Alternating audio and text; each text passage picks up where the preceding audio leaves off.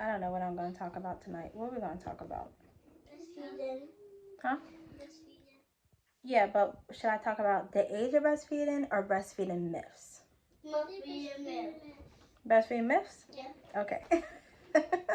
Hello everyone and welcome to my channel. I'm in a new location tonight just because I was bored. So how do you like it?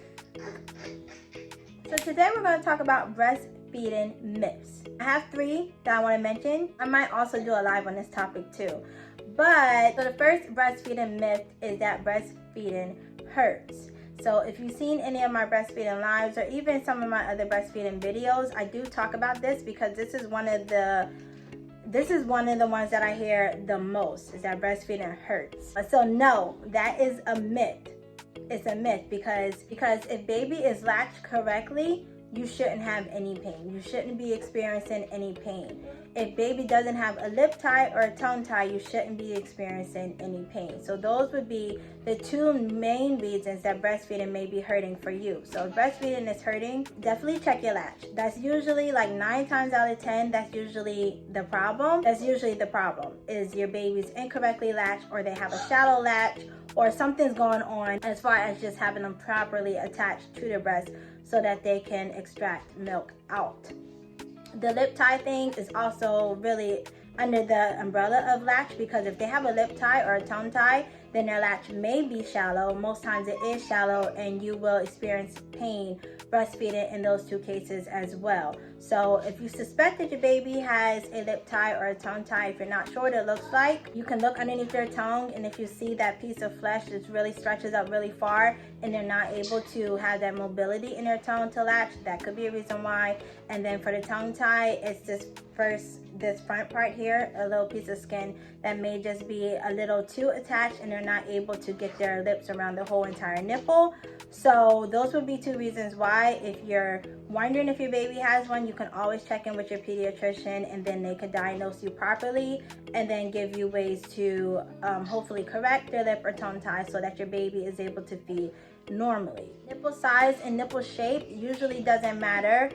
For the most part, it doesn't matter as long as you have baby latch properly. Now, depending on, your anatomy, you may have to use certain positions. You may have to use a nipple shield in the beginning just until baby is able to really draw that nipple out if you do have like flat nipples.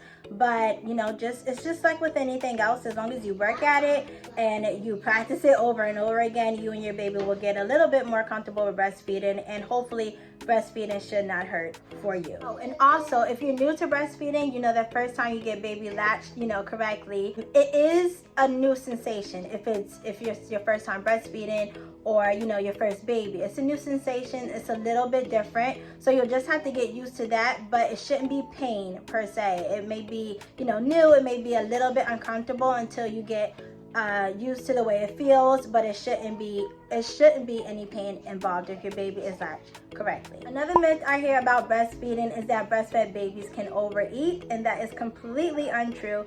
Breastfed babies, if they're being fed at the breast, cannot overeat. Their bellies will not allow them to do that. And even if your baby eats really frequently, so even if your baby is cluster feeding or going through a growth spurt, they may eat a little bit more often, but it's usually they're not at the breast too long. So it is impossible for your breastfed baby to overeat. So if you feel like you're trying to space out your feedings because your baby just ate and there's no way your baby could be hungry, just keep putting your baby to breast whenever your baby is showing signs and cues that he or she is hungry. And don't worry about them overfeeding themselves. They can't do that at the breast. Now, they can overfeed themselves, or they can be overfed if they're being bottle fed. So that's breast milk in a bottle. You can overfeed them that way, and that's why pace feeding is so important if you are giving your baby breast milk in a bottle, or express breast milk. So even if you're using other ways like a cup or a syringe or whatever. So yeah, so make sure that you're doing pace bottle feeding, so that kind of mimics the flow and how fast they're getting milk out of the bottle, so that it'll be kind of the same as the way it is when they're breastfeeding straight from the breast, so that they're not overeating. But yes, you don't have to worry about that. If you're feeding straight from the breast, your baby cannot overfeed themselves. And the last one that I want to mention for this video is that I've heard that breastfeeding, I've heard some people say that breastfeeding loses its nutrients, or that it loses its benefits once your baby turns 1 year old. Now that is completely untrue. Breast milk is just a live living food. It's great, it's excellent. It is made specifically and tailored specifically for your baby. So as long as you continue to breastfeed, your baby is getting all that good, great nutrition that they got, you know, since they were a newborn, if you've been breastfeeding for that long. So that is completely not true. Milk is a living food that constantly changes. It still has all the micronutrients that it needs for babies. So your fats, your carbohydrates, your protein, of course. It has your antibodies in there that mom passes down to baby through her breast milk. So yes, it's still a wonderful food, a wonderful source of nutrition for babies and toddlers alike. So don't believe that one. If you continue to breastfeed past 1, that is your choice. And your baby or toddler does still benefit from your breast milk. Those are just 3 of the breastfeeding myths that I'm sharing tonight or today when you're watching this. There are so more, honestly, and I am going to do a live on this topic because I've heard some other things about breastfeeding that just are not true. And I want to dispel all the myths so that moms who are breastfeeding or moms that plan on breastfeeding one day will be comforted with the facts of breastfeeding, because there's so much misinformation out there. And that's one of the reasons why I started this channel. That's one of the reasons why I'm so passionate about breastfeeding. So if you like this video, don't forget to give me a great big thumbs up.